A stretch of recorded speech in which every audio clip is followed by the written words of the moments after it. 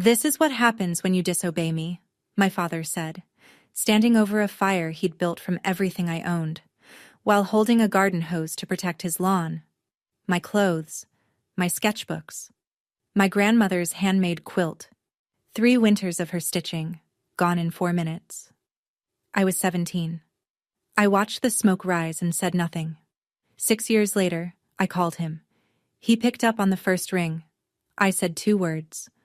What he found in his mailbox that evening changed everything, but not in the way he expected. Before I go on, please like and subscribe if this story speaks to you. Drop your location and local time in the comments. I love knowing where you're listening from.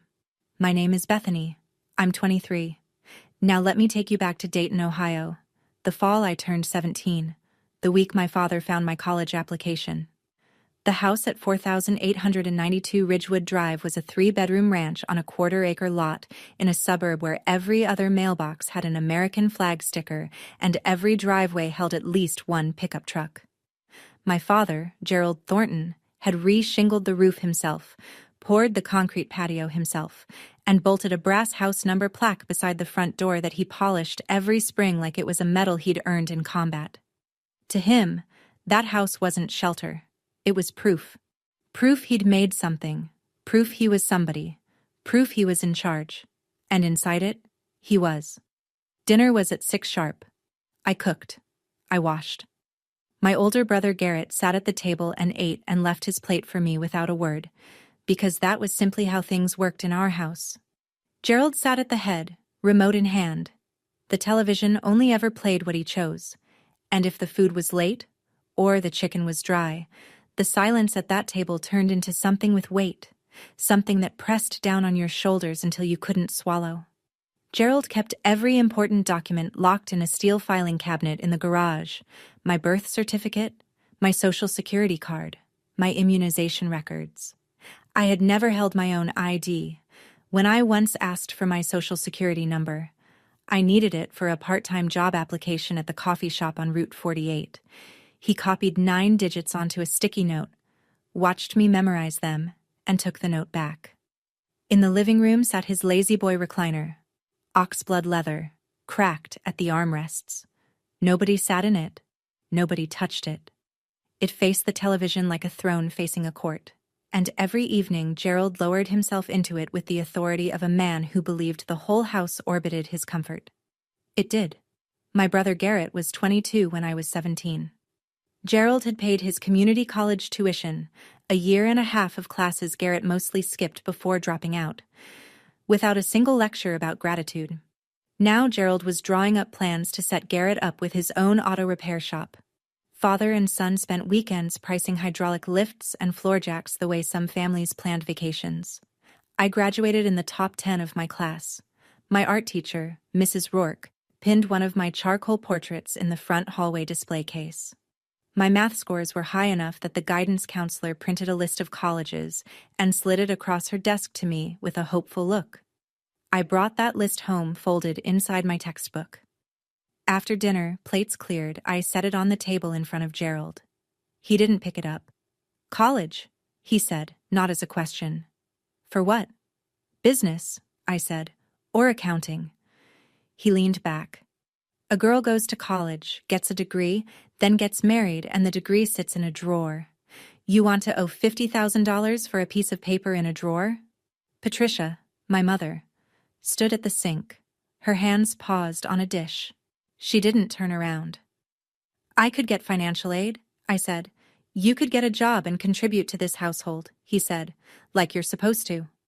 I was already working weekends at the coffee shop on Route 48, $8.75 an hour, every dollar direct deposited into an account Gerald had opened in both our names. I never saw a bank statement. I didn't have an ATM card.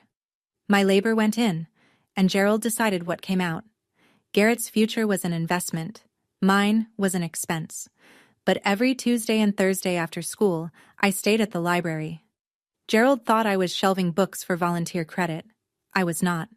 When I was 14, Gerald slammed his palm on the dinner table so hard the water glasses jumped. I don't remember what I'd done. Probably spoken without being spoken to. Probably breathed too loudly. probably existed in a way that reminded him he wasn't the only person in the room. He leaned across the table and shouted 3 inches from my face until his spit hit my cheek. The next morning, I told my school counselor. A woman from Child Protective Services knocked on our door 4 days later. She wore a lanyard and a patient smile. She looked around the house. Clean, stocked refrigerator, no bruises, took notes, asked questions. Gerald was calm and polite the entire visit, the way a man is calm and polite when he knows what's at stake. Nothing came of it, but Gerald never forgot. From that day forward, I became the girl who called the cops on her own father. Gerald made sure every aunt, uncle, and cousin knew it. Thanksgiving dinners, Easter brunches, 4th of July cookouts. He'd work it into conversation like a man picking a scab. Beth here once brought CPS to our house. 14 years old, can you imagine? I kept a roof over her head and she thanked me with a caseworker in my living room. Relatives stopped calling me. Invitations thinned. I became the difficult one, the problem, the cautionary tale of what happens when a daughter doesn't know her place. And whenever I pushed back on anything, curfew, chores, the money Gerald took, he had one line that ended every argument. You want to call the cops again? Go ahead. See who believes you this time. One night, just the two of us in the kitchen, my mother whispered, "Don't provoke him, Beth." Her hands were shaking around a coffee mug. She wasn't defending him. She was surviving him. And somewhere inside her arithmetic of fear, keeping me quiet meant keeping us both intact. On the living room wall hung a framed family portrait. Gerald, Patricia, Garrett, smiling at a JCPenney studio. I wasn't in it. Gerald told relatives I'd been busy that day. The truth was simpler. He never asked me to come. My grandmother, my mother's mother, died the spring I turned 15. Ovarian cancer. Diagnosed late. She spent her last 2 months at home in a recliner that looked nothing like Gerald's, surrounded by baskets of fabric and a sewing machine that hummed late into the night. The quilt she left me was a patchwork of cotton scraps from clothes we'd both worn, a sleeve from my 4th grade field trip shirt, a hem from the dress she wore to my kindergarten graduation, pieces of old flannel nightgowns and hand-me-down blouses layered and stitched into something that held warmth the way only handmade things can. She'd tucked lavender sachets into the seams. 2 years after her death, I could still smell them. Every night I pulled that quilt up to my chin and felt, for 10 seconds, like I belonged to someone who was glad I existed. My grandmother was the only adult who ever said to me, plainly, "You're sharp with numbers, Bethany. You have to go to school. Promise me." I promised. And so, on those Tuesday, Thursday afternoons at the school library, I wasn't volunteering. I was sitting at a public computer, pulling up the Sinclair Community College admissions page and filling out an application, one field at a time, saving my progress, clearing the browser history before I logged off. I used the school's address for correspondence. I listed Mrs. Rourke as a reference. I wrote my personal essay about the quilt, about someone building something beautiful out of scraps, about patience as a form of love. I didn't tell a soul. What I didn't know was that Gerald had set up parental notifications on the school's network system, something he'd demanded after the CPS visit, framed as keeping tabs on her internet usage. Every week, the system flagged activity categories and emailed a summary to the parent on file.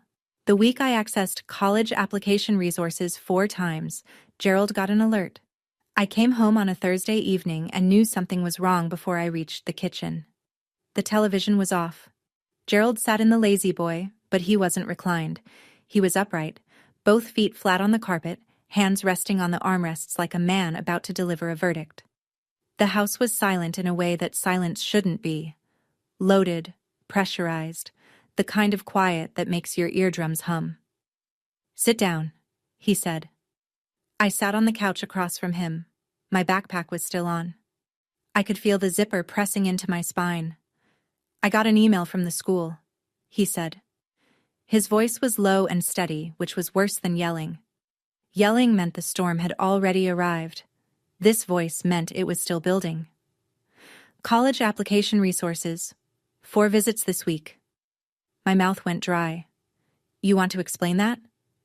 I was looking into... behind my back. He cut me off without raising his volume. You sat in that library and applied to college behind my back. After I told you no. After I explained why. I just wanted to see if I could... You snuck around. Just like you did when you were 14. He let the CPS reference land. It always landed. You call the authorities on your own father. You go behind my back to do the one thing I told you we couldn't afford. Same pattern. Liar. Sneak. Patricia stood at the kitchen sink. I could hear the faucet running, though she'd stopped washing anything. Her hands were motionless in the water. Gerald stood up. The lazy boy rocked once behind him. He walked to the garage. I heard the filing cabinet open, the jingle of keys. When he came back, he was holding a heavy-duty black trash bag and his ring of house keys. He looked at me and said one word. Outside. He went to my room first. I followed him up the stairs because I didn't know what else to do, because my body hadn't yet caught up with the understanding that what was happening was actually happening. Gerald yanked open my closet and started pulling. Shirts, jeans, the second-hand winter coat I'd bought at Goodwill with my own tips. He stuffed them into the trash bag the way a man bags leaves in autumn. Mechanical, thorough, no hesitation. My sketchbooks went next. 3 years of charcoal portraits, still lifes, the drawing Mrs. Rourke had displayed in the school hallway. He bent them in half to fit. Then the books. Algebra 2. A P. English. A used copy of Pride and Prejudice I'd found at a yard sale for 50 cents. Garrett stood in the hallway, arms crossed, leaning against the doorframe. He watched the way someone watches a car accident. Fascinated, removed. He didn't say a word, didn't reach out a hand, didn't step forward. He simply observed his sister's life being shoved into a garbage bag, and then he looked at his phone. My mother appeared behind Garrett. Her face was white. "Gerald, please." "Shut your mouth," he said without turning around, "or yours is next." Patricia stepped back. She pressed herself against the hallway wall and stayed there, one hand covering her lips. Gerald pulled the quilt off my bed. Something electric shot through my chest. "Not that," I said. My voice cracked for the first and last time. "Please. That's from Grandma." He held the quilt balled up in both hands and looked at me the way a man looks at something he's about to prove a point with. "Your grandmother spoiled you," he said. "Look where that got us." He carried everything downstairs, through the kitchen, out the back door. I followed, and when I saw the burn barrel already standing in the center of the yard, the old steel drum he used for brush in the spring, positioned and waiting, I understood. He'd planned this. The barrel was already there. Gerald upended the trash bag into the barrel. My clothes, my books, my sketchbooks, they tumbled in like they were nothing. He reached for the plastic bottle of lighter fluid on the patio table. He'd set that out too. He doused everything. The chemical smell cut through the October air. Then he pulled a long-reach lighter from his shirt pocket, clicked it once, and held the flame to the edge of a cotton shirt. The fire caught fast. I stood 6 feet away and watched 17 years of belongings curl and blacken inside a steel drum in my father's backyard. Pages of sketches folded into ash. Fabric shrank and split. The lighter fluid made the flames jump high enough that I felt the heat on my forearms. Then he dropped the quilt in. Patchwork cotton, my grandmother's careful squares, the lavender sachets, the soft flannel from nightgowns I'd worn at 7 and 10 and 12. Caught at one corner and spread inward. The colors tightened, then disappeared. The whole thing was gone in under 4 minutes. Gerald held the garden hose in his other hand. Not for my things. For his lawn, in case the sparks drifted. Next door, I saw Mrs. Ruth Delano standing on her back porch. She was 70 years old, white-haired, both hands pressed to her mouth. She was watching through the chain-link fence, and she didn't look away. Gerald turned to me. He raised his voice, not for my benefit, but for the neighborhood. "This is what happens when you disobey me." I stared at the smoke. It rose in a thin gray line above the rooftops and vanished into a sky that was too blue to care. I said nothing. Not because I had nothing to say, but because I'd already said my last word in that house. He thought he was teaching me a lesson. He was right. Just not the one he intended. That night, I lay on a bare mattress in a room that smelled like lighter fluid and regret. No quilt, no sketchbooks on the desk, no winter coat in the closet. Gerald had locked the front door at 9 like he always did. The deadbolt he'd installed himself, keyed from both sides, so nobody left without his permission. Around 11, my bedroom door opened. No knock, no light. Patricia slipped in and sat on the edge of the mattress. She didn't speak right away. I could hear her breathing. Shallow, careful, the way you breathe when you're trying not to exist too loudly in a house that punishes sound. She pressed a white envelope into my hand. I opened it by the glow of the streetlight through the blinds. Inside, my birth certificate, my social security card, and a thin fold of cash. $340 in 20s and 10s. Money she'd been skimming from grocery budgets over months, maybe years, hiding it in places Gerald would never look, because Gerald never helped with groceries. "Go," she whispered. "Don't come back. I'm sorry, Beth." She squeezed my hand once. Then she stood up and walked out of my room and closed the door without turning around, because if she turned around she would cry. And if she cried, Gerald would hear. And if Gerald heard, the envelope would disappear into the filing cabinet, and this one narrow window would seal shut forever. I waited 15 minutes. Then I pushed open my bedroom window. Ground floor, thank God. Swung my legs over the sill and dropped 3 feet into the side yard. I was wearing jeans, a t-shirt, and sneakers. Nothing else. I walked to Mrs. Delano's house. 3 minutes. The porch light was on. I knocked twice. She opened the door, looked at my face, and pulled me inside without asking a single question. I left 4,892 Ridgewood Drive with $340 and a white envelope. I didn't know that 6 years later I'd stand in front of that same house holding a deed with my name on it. Gerald discovered I was gone by 6:15 the next morning, when nobody was in the kitchen making breakfast. He did not look for me. Instead, he picked up the phone and began calling family. Aunts, uncles, cousins, the entire network of Thornton's and Patricia's side too, and delivered a version of events so polished you'd think he'd rehearsed it. She ran off. Middle of the night. No note, no explanation. After everything I've done, the roof, the food, the clothes, some kids are just born ungrateful. You remember the CPS thing? Same girl, same pattern. The narrative took root immediately because Gerald had spent 3 years fertilizing the soil. The relatives who'd already filed me under difficult now upgraded me to lost cause. Nobody called me. Nobody asked Patricia for my side. Nobody drove around looking for a 17-year-old girl who'd left home in October with no coat. By the afternoon, Gerald had cleared my bedroom. Mrs. Delano, watching from her kitchen window, told me later that she saw him carry out a bookshelf, a small desk, and a floor lamp. Within 48 hours, the room held a weight bench, a standing mirror, and rubber floor mats. Garrett's new home gym. 17 years of my existence, painted over in a weekend. Gerald also called the school, told them I'd transferred to live with relatives. The secretary logged it without follow-up. My guidance counselor, the one who'd printed that college list, never got the chance to ask where I'd gone.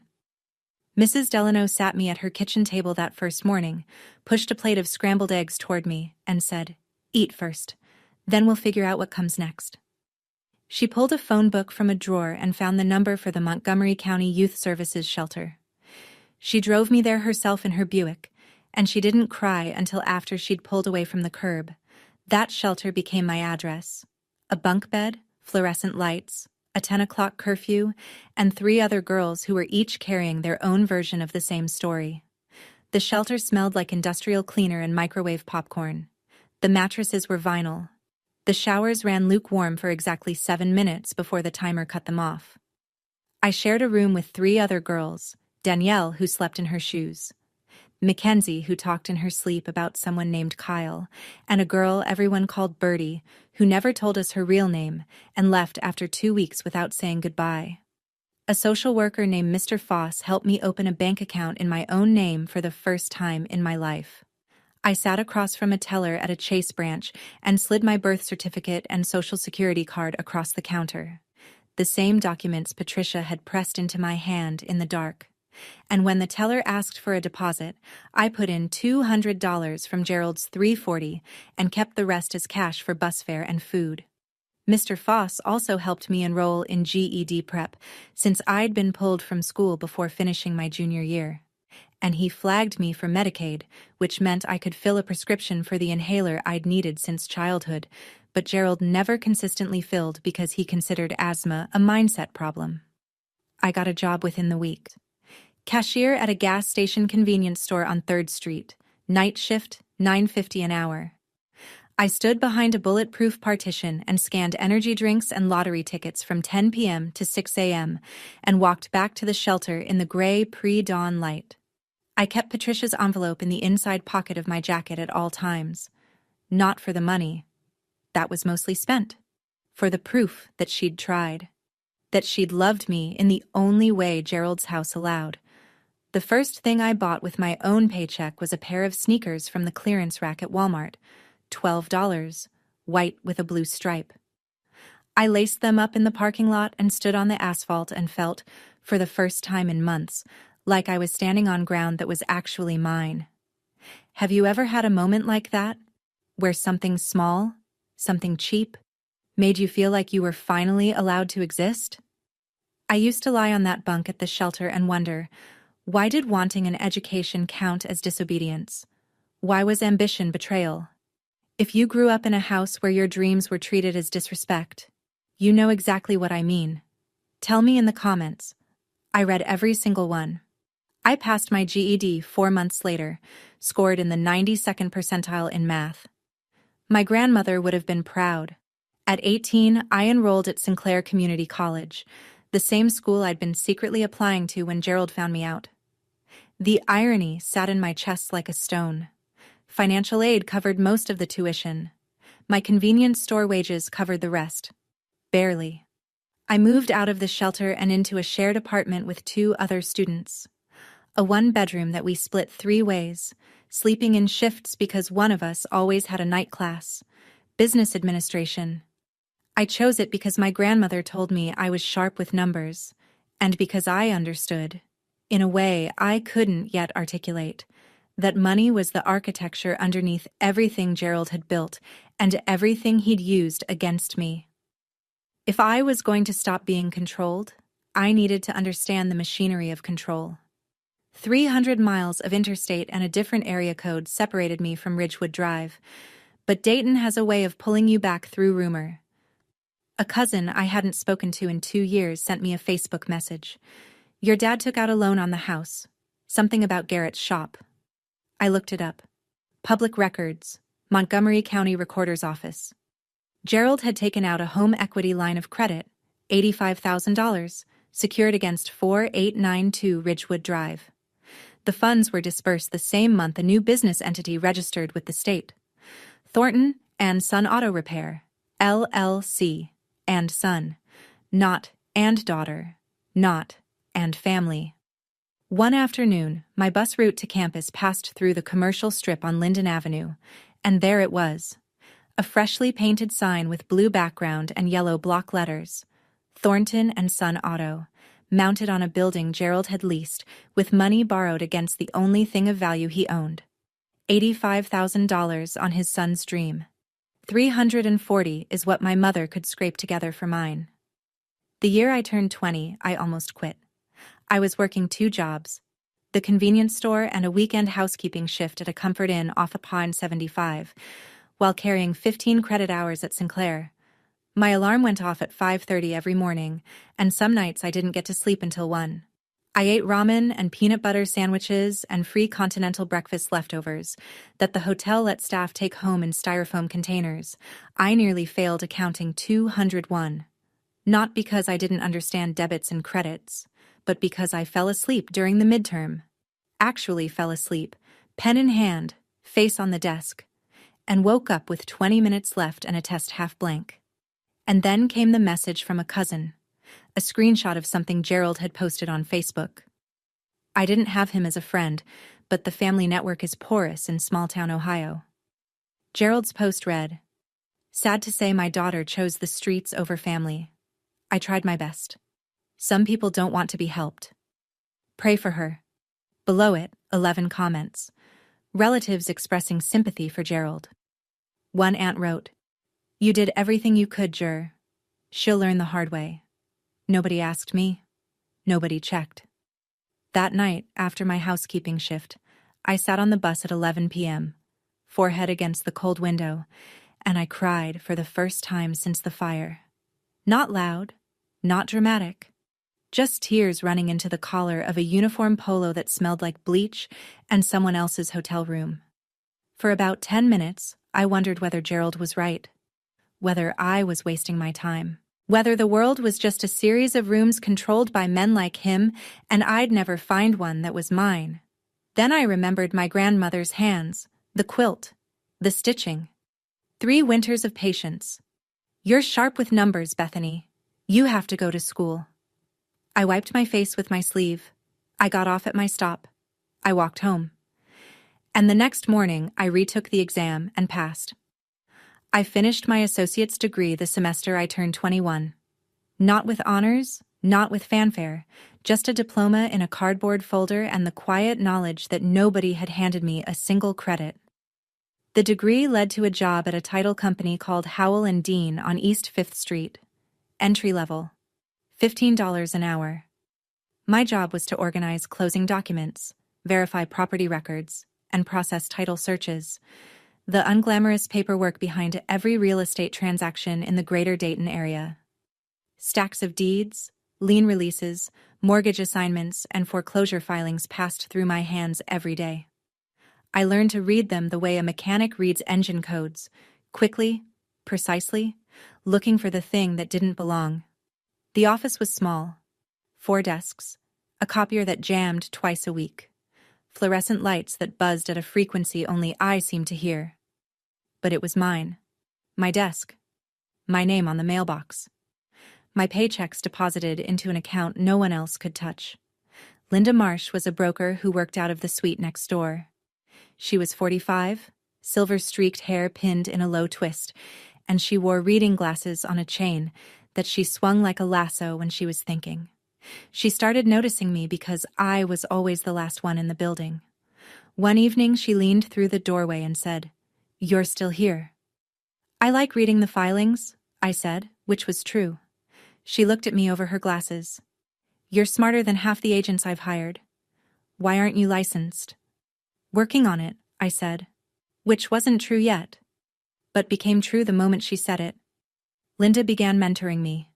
Over coffee, over lunch, over stacks of comp analyses. She taught me how to read a neighborhood, how to calculate equity, how to spot a distressed property before it hit the courthouse steps. "In real estate," she told me once, "paper is power. Whoever holds the deed holds the truth." I wrote that on a sticky note and put it on my desk. It stayed there for 2 years. I passed the Ohio real estate licensing exam on my first attempt, 3 weeks after my 22nd birthday. Linda hired me as a junior agent at her brokerage the same afternoon. I was making commission now. Not much at first, but enough that I moved into a studio apartment where I didn't have to sleep in shifts, and enough that I started putting money into a savings account I checked every Sunday morning with something close to disbelief. Meanwhile, 600 miles of hard work separated me from 4,892 Ridgewood Drive. But public records don't care about distance. Through my title company contacts, I had access to the same county databases I'd used every day at Howell & Dean. I wasn't searching for Gerald. I didn't need to. When you work in real estate in Montgomery County, information about every property, every lien, every default, every transfer, flows across your desk like water. You don't have to go looking. It finds you. And what it told me was this. Thornton and Son Auto was bleeding money. Garrett had hired too many people, spent too much on a renovation nobody asked for, and was pulling from the business account for personal expenses. A lease on a Dodge Charger, weekend trips to Put-in Bay with his girlfriend. The shop had been open less than 2 years and was already operating at a loss. Gerald, rather than confronting his golden child, doubled down. He took out a cash-out refinance on the house, rolling the original mortgage and the HELOC into a single new loan that pushed his total debt on 4892 Ridgewood past what the house was worth. On paper, he was underwater. In his mind, he was saving the family legacy. One evening, driving home from a showing, I passed the Linden Avenue commercial strip. The Thornton and Son auto sign still glowed, but 2 of its LED bulbs had burned out. The T and the O were dark. The sign now read, HRN on and Son AUO. It was the kind of detail a novelist would invent. But it was real, and I saw it, and I kept driving. The phone call came on a Sunday morning, 6 months before everything changed. I didn't recognize the number. I almost didn't answer. I was reviewing comps for a listing appointment, but something made me swipe. Beth? I hadn't heard my mother's voice in 4 years. It was thinner than I remembered, stretched tight like a wire carrying too much current. Mom. I'm calling from Ruth's phone. Mrs. Delano. Of course. Patricia didn't have a phone Gerald couldn't check. Ruth gave me your number a long time ago. I didn't know if you'd pick up. I picked up. Silence. Then. Your father is under a lot of stress, Beth. The shop isn't doing well. He's drinking more. Garrett doesn't come around much anymore. She wasn't asking me for money. She wasn't asking me to come back. She was just talking. The way a person talks when they've been holding their breath inside a sealed room and someone finally cracks a window. Are you okay, Mom? A pause. I'm the same. Which meant, no. Mom. You can leave, you know. There are resources. I can help you find. I'm fine, Beth. I just wanted to hear your voice. We talked for 8 more minutes. She asked what I was doing. I told her I worked in real estate. She said, Your grandmother would be so proud. And her voice broke, and she recovered. And we both pretended it hadn't happened. After I hung up, I sat on my apartment floor for 10 minutes, staring at the wall. I thought about calling Gerald. I didn't. I thought about calling Garrett.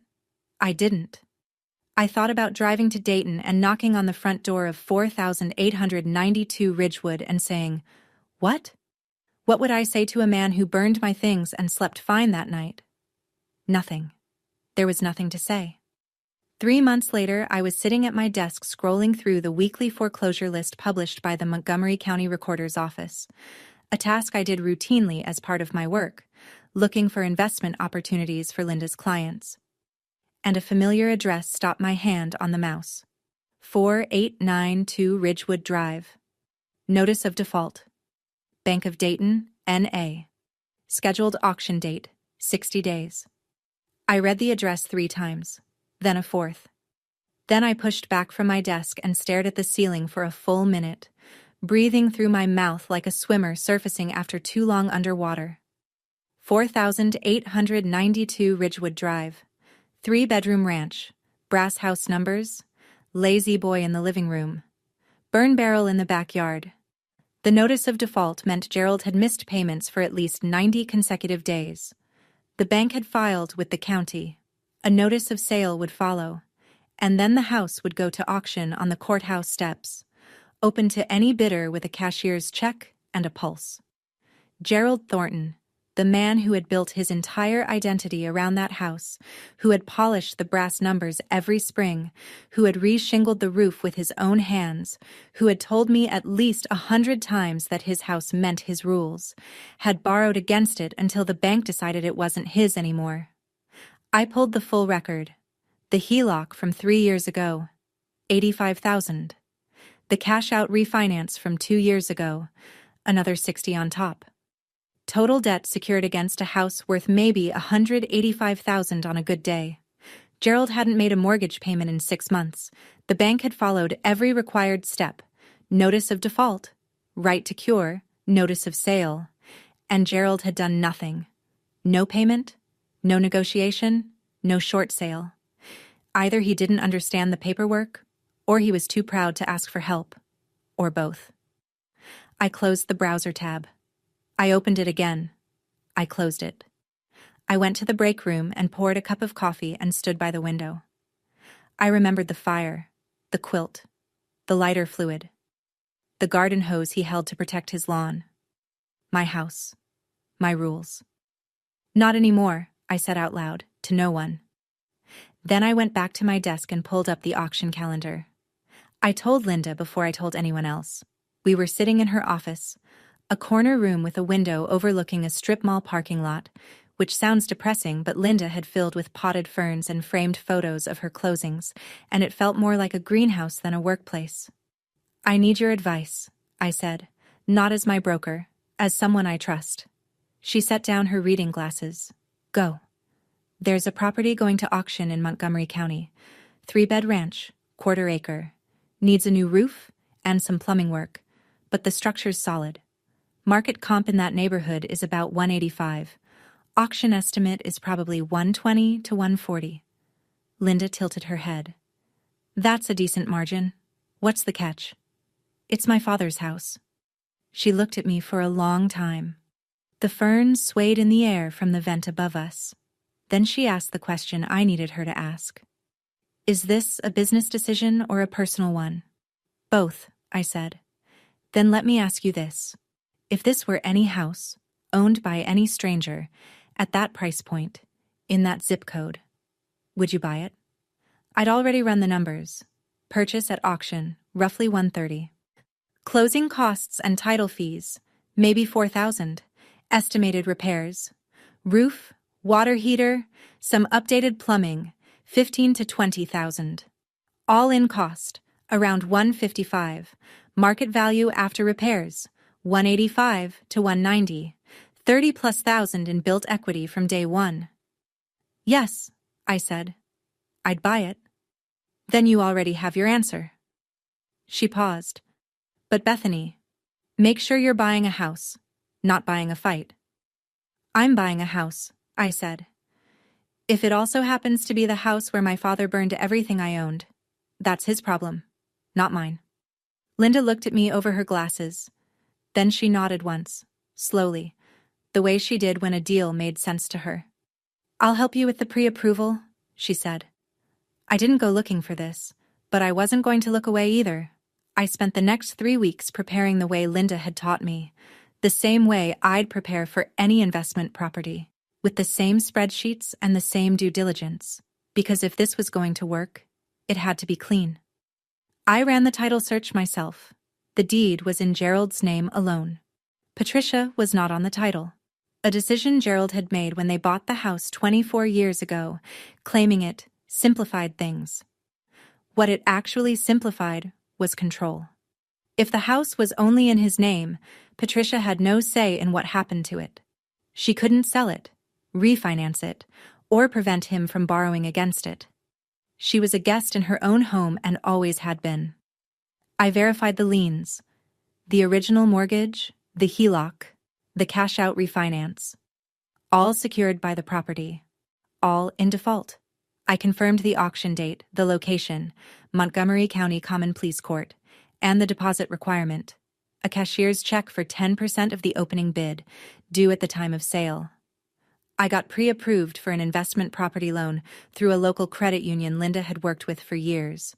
Combined with my savings, 4 years of commission checks, gas station shifts, hotel housekeeping wages, every dollar I'd earned since the day I climbed out of that bedroom window.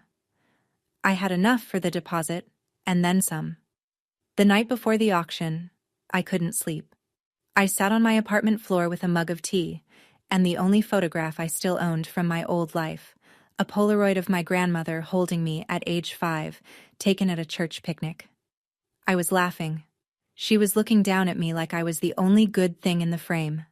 I tucked the photo back into my wallet and set my alarm for 6 a.m.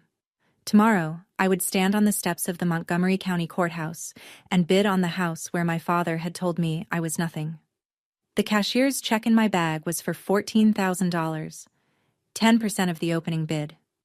It represented 6 years of labor, 6 years of silence, and 6 years of becoming someone Gerald Thornton never imagined I could be. The Montgomery County Courthouse smelled like floor wax and old paper. The auction was held in a room on the second floor. Linoleum, folding chairs, a podium at the front, and about 20 people sat in clusters, most of them investors or attorneys. I was the only woman under 30. The auctioneer worked through properties in order: a duplex on Wayne Avenue, a vacant lot near Riverside, an apartment building on Salem with a tax lien dispute. Each one drawn out in legalese and then resolved in 60 seconds of raised paddles and monotone bids. Then, Lot 7, 4,892 Ridgewood Drive, single-family residential, 3-bedroom, 1.5 bath, quarter-acre lot, foreclosure sale, opening bid set by the line holder at $119,000. My chest tightened. I held my paddle flat against my thigh. 2 other bidders raised immediately: a man in a golf shirt who looked like he bought houses the way some people buy scratch-offs, and a woman with a clipboard who represented some regional investment group. 119, 122, 125. The golf shirt man dropped out at 128. The clipboard woman pushed to 130. I raised my paddle. 131. The clipboard woman looked at me, then at her spreadsheet, then shook her head. The auctioneer waited. Silence in the room like a held breath. Sold. $131,000. Bidder number 7. I walked to the clerk's table and signed. The pen was cheap. Blue ballpoint courthouse issue, the kind that costs 12 cents in bulk. But when I wrote Bethany Thornton on the purchase agreement, my hand was steady. The clerk glanced at the name, then at the name on the foreclosure filing. Thornton and Thornton. She looked up at me. I looked back. She stamped the document without comment. Gerald had let every opportunity to save the house pass. Every cure period, every negotiation window, every chance to sell before the bank took over. He was too proud to ask for help, too stubborn to admit the shop had failed, too convinced that 4,892 Ridgewood Drive would always be his because he'd decided it would always be his. But decisions don't override defaults, and defaults don't care about pride. The deed was recorded 17 days later at the Montgomery County Recorder's Office. I picked up the certified copy on a Tuesday afternoon, and I sat in my car in the courthouse parking lot and held it in both hands. Deed of conveyance. Grantee Bethany M. Thornton. My name. My house. The following Saturday, I drove to Ridgewood Drive. I hadn't been on that street in 6 years. The neighborhood looked the same: mowed lawns, American flag mailboxes, pickup trucks in driveways, but smaller, somehow. The way places from childhood always shrink when you return as an adult carrying different measurements. I parked across the street from 4892. The brass house numbers were tarnished. Gerald hadn't polished them. The patio concrete he'd poured himself had a long crack running through it. The lawn was mowed, though. Of course it was. Gerald would let the roof rot before he'd let the grass grow past 2 inches. He was outside, in fact, pushing a mower in straight lines, wearing the same flannel shirt he'd worn the day he burned my things. He didn't see me. I got out of my car. I stood on the sidewalk in front of the house. His house. My house. And I asked a woman walking her dog to take my photograph. She smiled and obliged. In the photo, I'm standing in front of the brass numbers, 4892 visible over my left shoulder. My expression is calm. Not smiling. Not angry. Just present. I printed the photo at a CVS. On the back, I wrote in neat block letters, "New owner, deed recorded date. Montgomery County Recorder's Office, B. Thornton." I slid it into a white envelope. No name on the outside, just like the one my mother had given me. I drove to Ridgewood Drive one more time, opened the mailbox at the curb, placed the envelope inside, raised the red flag, and drove away. I waited one day. I wanted him to find the envelope first, to hold the photograph, to read the back, to feel the floor shift, before he heard my voice. Sunday afternoon, 4:17 p.m. I was sitting in my apartment at the kitchen table, hands folded, phone in front of me. I picked it up and dialed the number I'd never deleted. It rang once. One ring. That's all it took. "Bethany?" His voice was different, older, rougher at the edges like sandpaper that's been used too many times. But there was something else in it. Something I hadn't expected. He sounded like a man who had been waiting by the phone but would never admit it. A man who had kept his daughter's number saved for 6 years without calling because calling would mean the silence was his fault, and admitting fault was the one thing Gerald Thornton could not do. "Check your mailbox," I said. Then I hung up. I set the phone on the table and stared at it for a long time. My heart was pounding in a way that surprised me. Not from anger, not from triumph, but from the strange, vertiginous feeling of completing a circuit that had been open for 6 years. He'd picked up on the first ring. He could have let it go to voicemail. He could have waited 3 rings, 4, 5. Long enough to pretend he wasn't eager. Long enough to reassemble the Gerald who didn't need anyone. But he hadn't. He'd picked up the phone like a man reaching for something he was afraid would disappear. I didn't know what he'd do next. I didn't know if he'd rage or cry, or drive to my office, or sit on the porch in silence. But I knew one thing with absolute certainty. For the first time in his life, Gerald Thornton was going to open a piece of mail and discover that his daughter owned the roof over his head. I wasn't there when he opened it. What I know, I learned later. From Mrs. Delano, who was sitting on her porch with a glass of iced tea and a direct sightline to Gerald's mailbox, because Ruth Delano was 74 years old and had earned the right to observe her neighborhood without apology. She told me Gerald walked to the curb about 20 minutes after my call. He was still holding his flip phone. He opened the mailbox, pulled out the white envelope, and turned it over in his hands.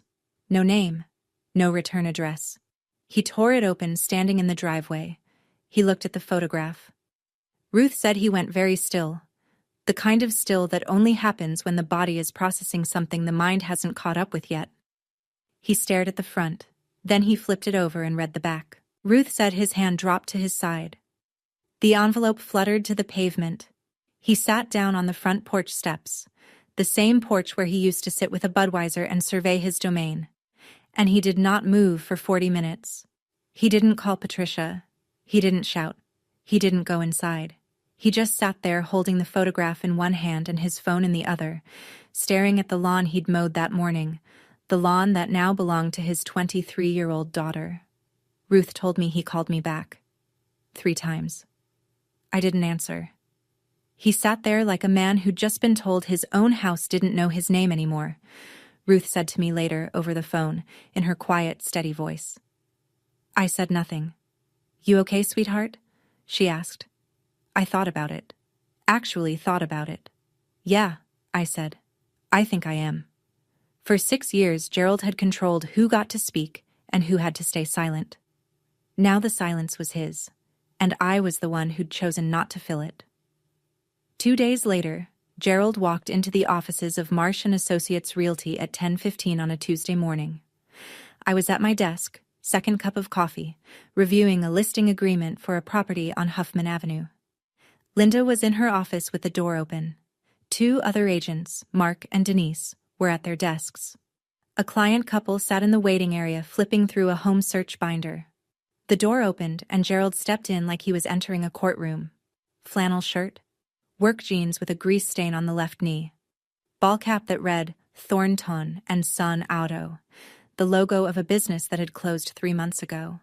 He looked older, thinner in the face, heavier under the eyes, but his posture was the same, rigid, commanding, the posture of a man who expected rooms to rearrange themselves around him.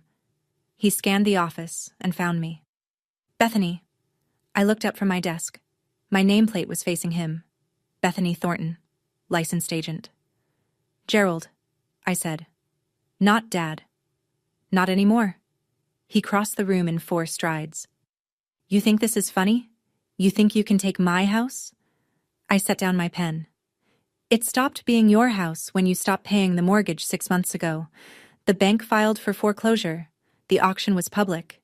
Anyone with financing could bid. I had financing. I bid. I won. It's all recorded at the county recorder's office. That is my house." His voice cracked upward.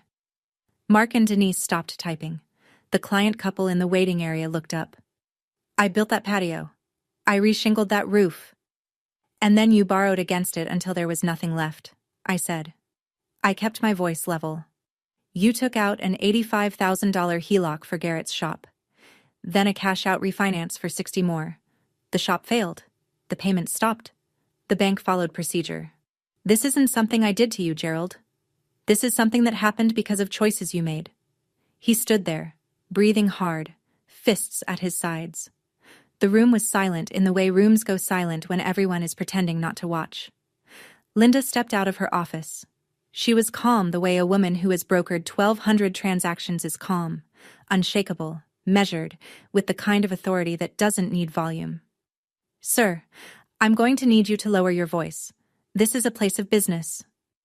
Gerald swung toward her. You don't know this girl. She called CPS on her own father when she was 14 years old. That's who you hired. Linda didn't blink. She looked at me. I looked back. I reported my school counselor, I said, because you screamed in my face at the dinner table.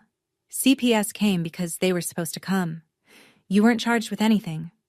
But you made sure every relative I had knew about it, and you used it to isolate me for 3 years. So let's be accurate about what happened, Gerald. The client couple was staring openly now. Denise had her hand frozen over her keyboard. Mark had quietly pulled out his phone, not recording, just holding it, like a reflex. Gerald's face reddened. He opened his mouth, then closed it, then opened it again. I raised you, he said.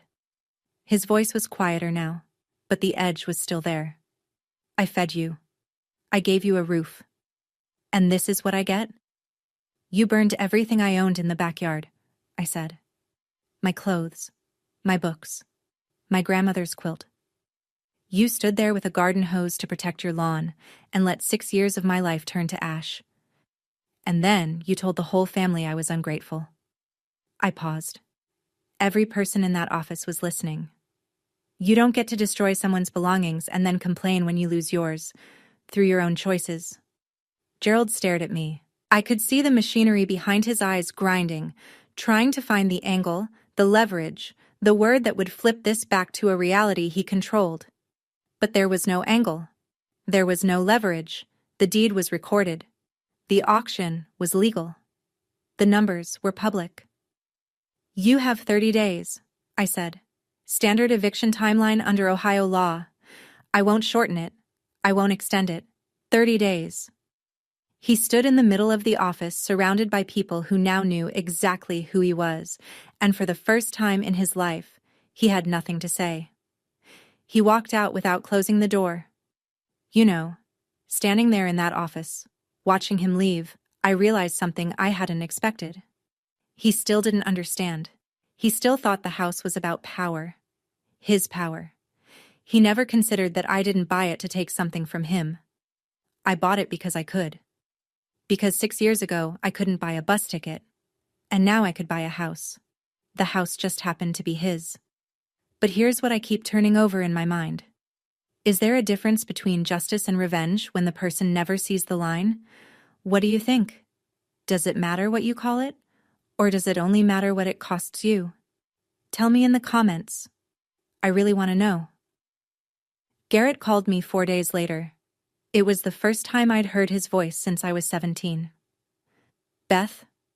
He sounded like a man standing in a room where everything was on fire and he'd just realized the exit was locked. I know we haven't. It's been... Look, Dad needs somewhere to go. He's got 30 days, right? He told me. He does. Okay. So, here's the thing. A pause so long I could hear him swallow. I don't really have room. Kelly and I are in a 1-bedroom in Columbus. It's tight. I can't take him. Garrett, I said.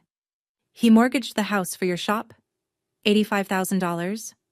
He refinanced for another $60,000 to keep it afloat when it started failing. You know that, right?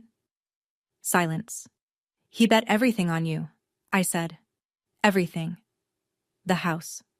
His credit. His retirement. He put it all into Thornton and Son Auto. And when the shop went under, you moved to Columbus. I didn't ask him to. Did you pay him back? More silence. The answer was in the silence. Beth, I'm not the bad guy here. I didn't say you were, but I'm not the solution either. You had 22 years of his support. I had 17 years of his control. He gave you a business. He gave me a burn barrel. And now you're calling me the one he threw out to fix what the one he chose couldn't hold together. His breathing was ragged. I'm not selling the house, I said. And I'm not letting him live there rent-free. That's not my responsibility. If you want to help your father, help him. But you don't get to hand that job to me. I hung up, and I sat there thinking about the sign, Thornton and Son Auto, and how the whole family's money and faith had gone into 2 words on a marquee. And when the marquee went dark, the son kept driving. He bet everything on his son. His son left him on red. Gerald moved out on day 27. No phone call. No forwarding address. Mrs. Delano told me she saw him loading a pickup truck. A borrowed one, not Garrett's. With boxes, a duffel bag, and the lazy boy recliner. He drove to a cousin's house on the other side of Dayton. The throne came with him. The kingdom didn't. I waited a week. Then I drove to 4892 Ridgewood with a locksmith, a contractor, and a chest full of feelings I hadn't sorted yet. The house was dimmer than I remembered. Gerald had left it in rough shape. Stained carpet, a dripping kitchen faucet, a living room that smelled like Budweiser and old newspaper. But the bones were solid. The walls were straight. The foundation hadn't cracked, even if the man living on top of it had. I walked through every room, making notes for the contractor. New roof, water heater, update the plumbing in the hall bath, repaint. It was a project, not a miracle. The kind of house I'd learned to see potential in because Linda taught me to look past the surface. Then I reached the back bedroom. My old room, the one Gerald had turned into Garrett's gym. The weight bench was gone. The mirror was gone. But in the corner, behind a sliding closet door, there was a shelf Gerald apparently hadn't bothered clearing because he assumed it was empty. It wasn't. I found a Nike shoebox, crushed and dusty. I pulled off the lid. Inside, 3 pages torn from a sketchbook, edges blackened and curled. A charcoal drawing of a woman's hands, my grandmother's hands, drawn from memory when I was 16. 2 more sketches beneath it, half destroyed.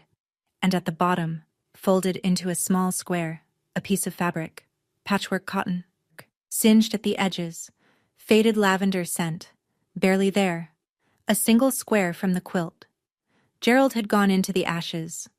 After the fire had died and I'd gone to my room and the neighborhood had turned out its lights, he had reached into that burn barrel and pulled these things out. He'd kept them in a shoebox on a shelf in a closet for 6 years. He never told me. He never used them to apologize. He just kept them. The way he kept my phone number. Silently, privately, uselessly. I held the square of fabric and sat on the bare floor of my old bedroom and felt something I couldn't name. Not forgiveness, not anger. Something in between. Like finding a handprint in cement from someone who broke your window. It didn't change what he did.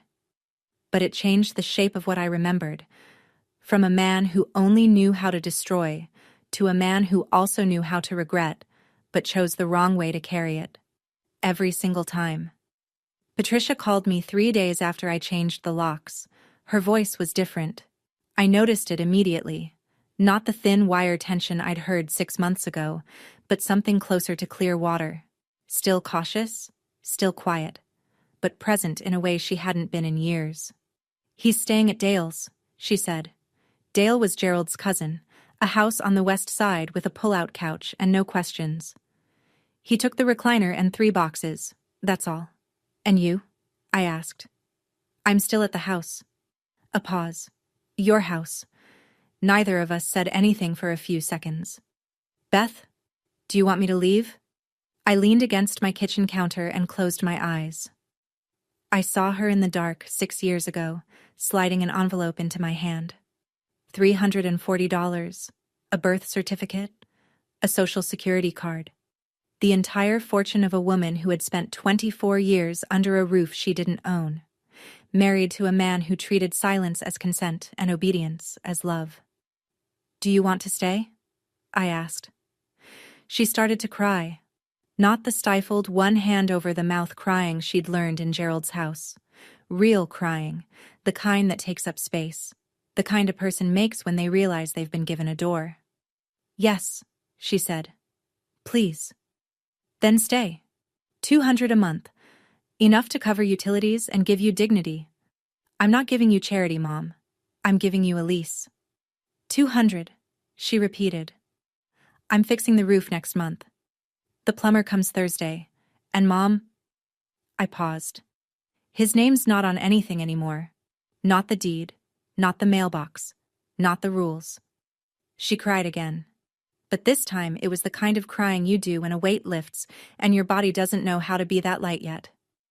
"I should have done more, Beth. I know that. You gave me the envelope, Mom. That was enough to start." That night, for the first time in 24 years, Patricia Thornton slept in a house where the front door was unlocked because the person who owned the deadbolt was her daughter, and her daughter believed in doors that open from the inside. I spent the next 4 weekends at 4892 Ridgewood with a toolbox, a contractor named Eddie who owed Linda a favor, and a stubbornness I apparently inherited from the one person I least wanted to resemble. We tore off the old shingles and laid new ones, charcoal gray instead of Gerald's faded brown. I chose the color myself, standing in the Lowe's paint aisle for 20 minutes, running my fingers over sample cards. I repainted the exterior, soft white with slate blue trim, a palette so different from Gerald's beige and brown that the house looked like a completely different structure from the street. Which was the point. The brass house numbers stayed. I cleaned them, though. They deserved better than neglect. Inside, Patricia and I pulled up the stained carpet together and discovered hardwood floors underneath that Gerald had covered when they moved in because he didn't like the sound of footsteps. We sanded them and sealed them, and the house filled with the smell of polyurethane and new beginnings, which are not the same scent but arrive in the same season. I converted the back bedroom, the gym, the closet, the room that had once been mine, back into a bedroom. New paint, new curtains. And on the wall, in a simple oak frame behind glass, I hung the square of quilt fabric I'd found in the shoebox, singed edges and faded lavender, preserved. Mrs. Delano came over one Sunday with a flat of marigolds and 2 bags of potting soil. We knelt in the backyard together, in the same spot where the burn barrel had stood, and we planted flowers, gold and orange, the kind that come back every year without being asked. "He burned things in this yard," I said. Ruth pressed soil around a seedling and smiled. "And you planted them." Gerald called in October, 5 months after the auction, 1 month after the marigolds bloomed. I was sitting on the front porch, my front porch, drinking coffee and watching the neighborhood settle into the kind of early evening stillness that makes Ohio suburbs feel like paintings. The trees on Ridgewood Drive were turning. Mrs. Delano waved from her yard. Patricia was inside, watching television. Whatever she wanted, as loud as she wanted. My phone buzzed. Gerald's number. I looked at it for 3 rings. Then I answered. "Bethany." His voice was gravel and distance. "Gerald." A pause so long I could hear a dog barking 2 streets over. "You were always stubborn," he said. "I was always determined," I said. "You called it stubborn because it didn't serve you." Another pause. I could hear him breathing. The heavy, labored breath of a 56-year-old man whose pride had cost him everything and whose lungs weren't what they used to be. "How's your mother?"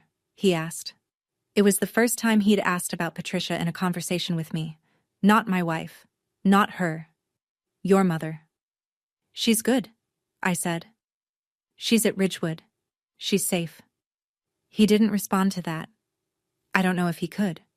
"Gerald," I said, "I'm not going to pretend that what you did was okay. The fire, the isolation, the way you erased me from the family. I'm not going to pretend any of that didn't happen." I paused. "But I'm not going to punish you forever either. I won't make it easy. But I won't seal the door." "So what is this?" he asked. "This is a conversation," I said. That's all it is right now. He was quiet for a long time. Okay, he said, and hung up. I set the phone down on the porch railing and picked up my coffee. The sky was amber and darkening. Somewhere inside, Patricia laughed at something on the television, a sound I hadn't heard from her in years, maybe ever. And the windows glowed with a warmth that had nothing to do with the thermostat. He lost this house the same way he lost me, by refusing to believe we could leave.